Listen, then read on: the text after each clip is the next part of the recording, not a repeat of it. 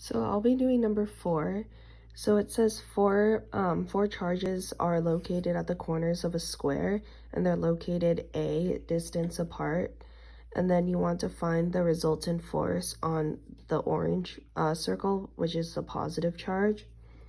So I drew out a diagram, so then the distance will be a, and then this from here will be a root 2, because this is also exerting a force on this, so you have to take this one into account as well. So then after doing Fe equals K, and then I did Q squared because the charges are of the same magnitude. And since it's absolute value, you don't have to take into account the negative. Over the distance would be a squared, and then this would be from here to here or here to here. It will be the same. So then now you need to solve for Fe of here of the diagonal.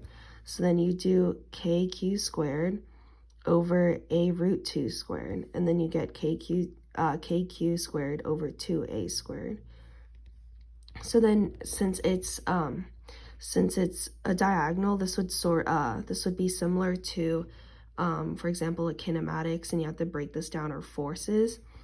So then you would do sine 45 because it's a diagonal of a square.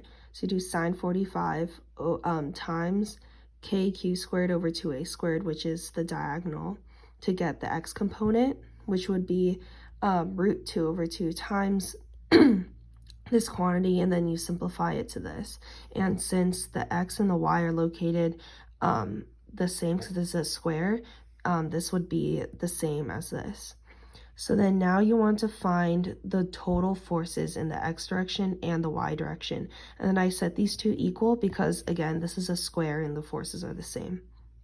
So then I did kq squared over a squared, which was the x or the y. We'll talk about the x first. So it'll be this plus the x component of the diagonal force, which would be root 2 over 2 times kq squared over 2a squared. And then after you add this together, simplify it, you get 4kq squared plus root 2 kq squared over 4a squared.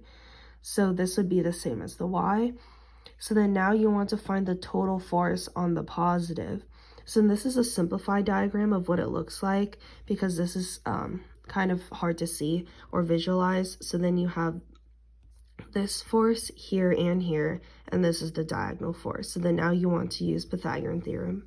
So then you do force equals, and then I did 2 times this because it's the same. And then this, the quantity is squared because a squared plus b squared, but then a squared plus a squared, so then you get 2a squared equals, and then you simplify this out. And then after putting into the calculator to simplify the numerator denominator, because their numbers here and here, you get 3.66 k squared k times q to the 4th over a to the 4th.